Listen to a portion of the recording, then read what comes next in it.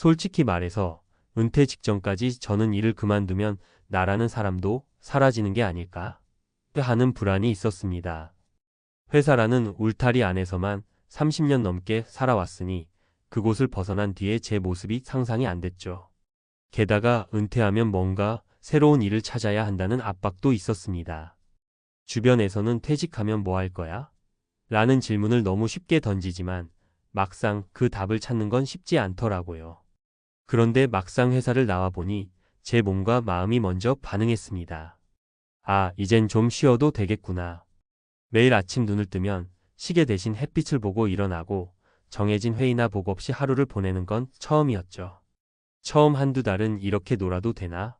하는 죄책감이 있었는데 시간이 지날수록 그 죄책감은 사라지고 아, 이게 진짜 내 시간이구나 하는 해방감이 찾아왔습니다. 은퇴 후 그냥 노는 삶을 선택한 이유. 저는 은퇴 후 1년 동안 일부러 새로운 일자리를 찾지 않았습니다. 이유는 단순합니다. 몸과 마음이 한꺼번에 쉼을 원했기 때문이죠.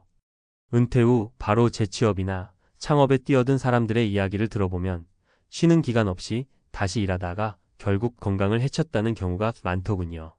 실제로 고용노동부 통계에서도 은퇴 직후 재취업에 나선 사람 중 절반 이상이 1년을 채우지 못하고 그만두는데 주된 이유가 체력과 스트레스라고 합니다. 전문가들은 은퇴 직후 최소 6개월 1년은 적응기를 가지라고 조언합니다. 평생 일을 중심으로 살아왔던 뇌와 몸이 새로운 생활 패턴에 맞춰 재정비할 시간이 필요하다는 거죠. 심리학적으로도 은퇴는 작은 죽음이라고 불릴 만큼 큰 변화이기 때문에 충분한 회복 기간 없이 다시 경쟁의 장으로 나가면 심리적 소진이 심해질 수 있다고 합니다. 저 역시 처음 1년은 일하지 않음을 스스로 허락하는 시간이었습니다. 그 시간 동안 건강검진도 받고 밀린 치과 치료도 하고 30년 넘게 미뤄왔던 독서와 여행을 즐겼습니다. 사례를 쉬지 않고 다시 뛰었다가 건강 잃은 김씨. 제 고향 친구 김씨는 저보다 2년 먼저 은퇴했는데 은퇴하자마자 편의점을 차렸습니다. 쉬면 늙는다는 생각에 하루 14시간씩 매장에 있었죠.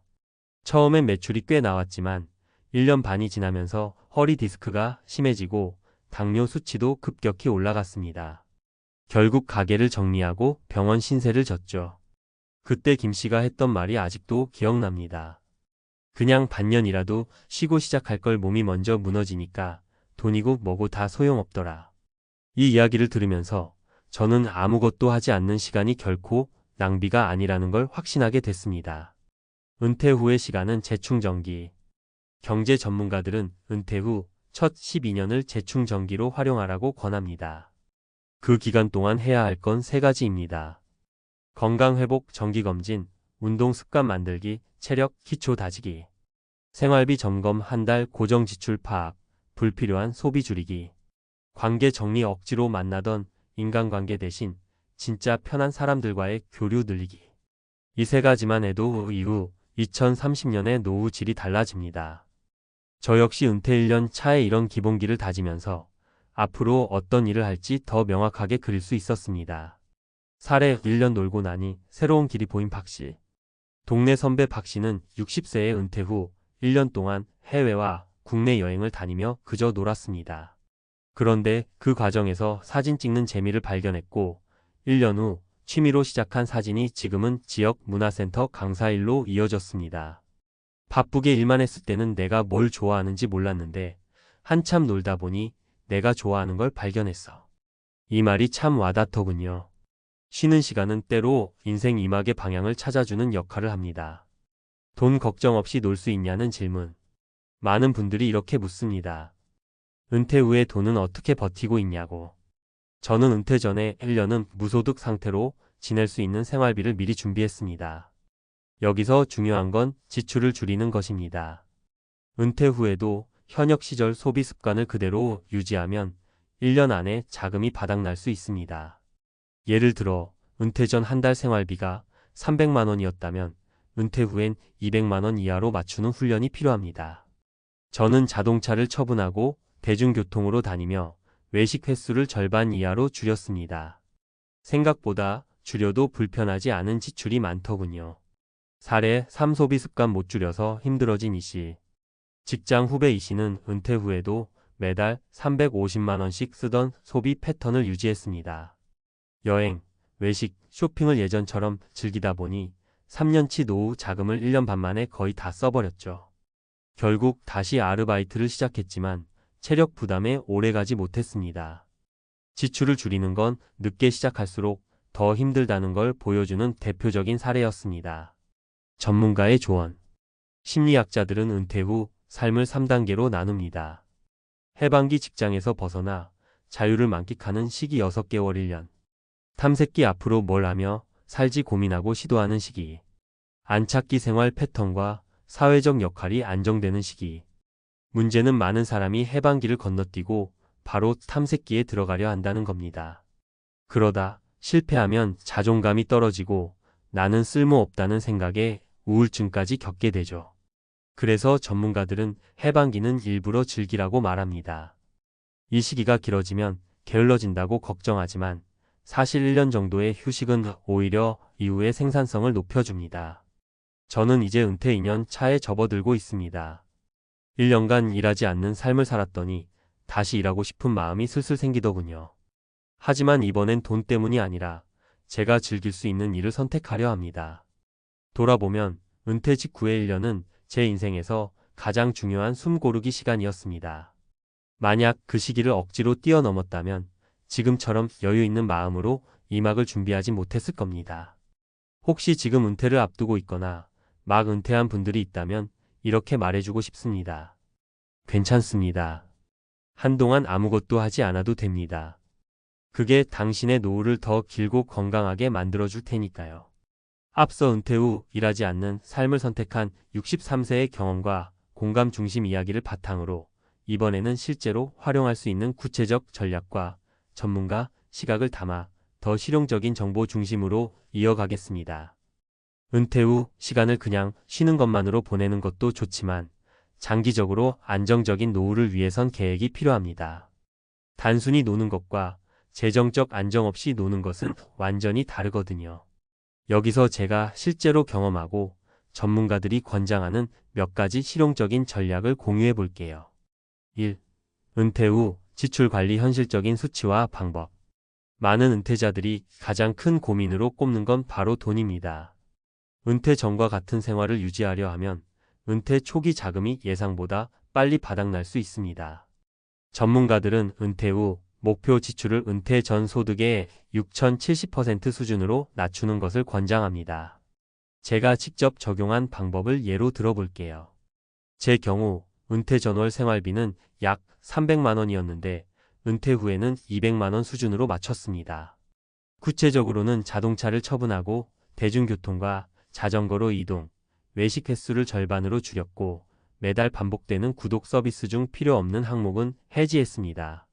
이렇게 미리 계산을 해두면 돈이 없어서 불안하다는 스트레스 없이 마음껏 여유 시간을 즐길 수 있습니다.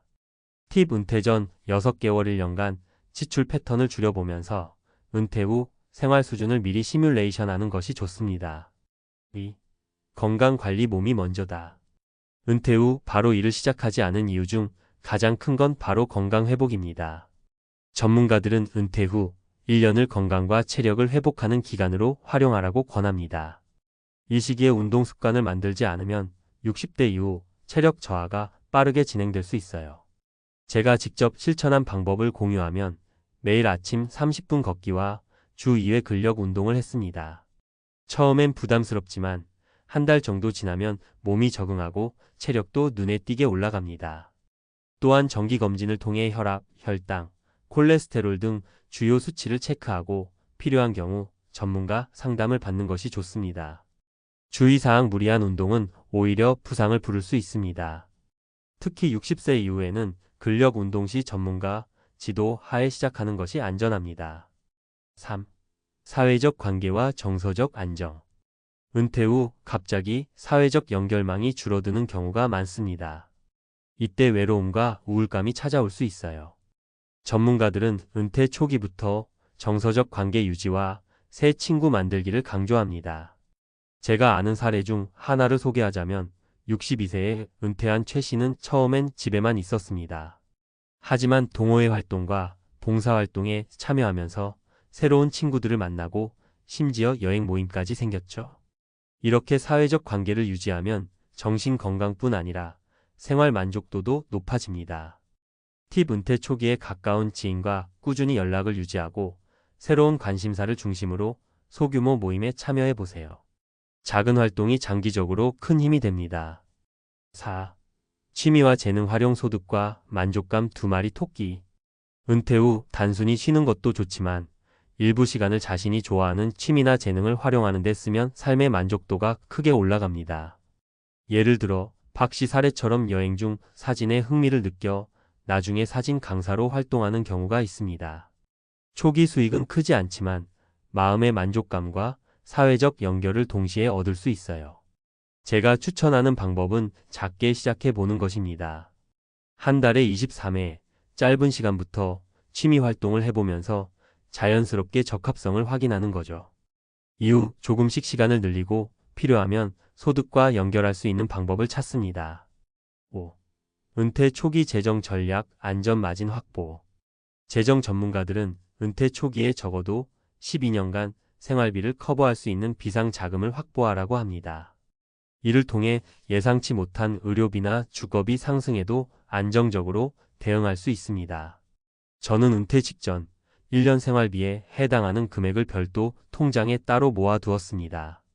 덕분에 은퇴 후 처음 1년 동안 마음 편하게 일하지 않는 삶을 즐길 수 있었죠. 주의사항 비상자금은 절대 투자용이 아니라 언제든 현금화할 수 있는 안전자산으로 유지해야 합니다. 6. 심리적 준비 자책감 없이 쉬기. 마지막으로 가장 중요한 건 심리적 준비입니다. 많은 은퇴자들이 쉬는 동안 내가 쓸모없는 사람이 되는 건 아닐까 하는 죄책감을 느낍니다.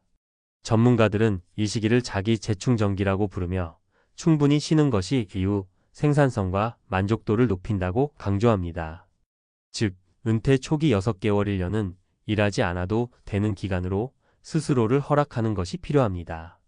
그 시간을 충분히 가지면 이후에 어떤 일을 선택하든 훨씬 주체적이고 만족스럽게 살 수 있습니다. 결론. 정리하면 은퇴 후 일하지 않는 삶을 선택하는 것은 단순한 게으름이 아니라 재충전과 준비의 시간입니다. 이를 위해 필요한 건 지출관리 은퇴 전 대비 6,070% 수준으로 맞추기, 건강관리 규칙적 운동과 정기검진, 사회적 연결 관계 유지와 새로운 활동 참여, 취미와 재능 활용 작은 시도부터 시작, 재정 안전망 확보 12년 생활비 피상금, 심리적 준비 자책감 없이 쉬기. 저처럼 은퇴 후 처음 1년을 충분히 쉬고 나면 그 다음은 자신에게 맞는 활동을 선택할 자유가 생깁니다. 재취업, 창업, 봉사, 취미 등 무엇이든 선택할 수 있는 기회죠. 결국 은퇴 후 삶의 질은 얼마나 여유를 갖고 준비된 상태에서 시작하느냐에 달려 있습니다. 그냥 노는 삶을 선택했다고 해서 실패가 아니라 오히려 현명한 시작일 수 있다는 걸 이 글을 읽는 모든 은퇴자 분들이 기억했으면 좋겠습니다.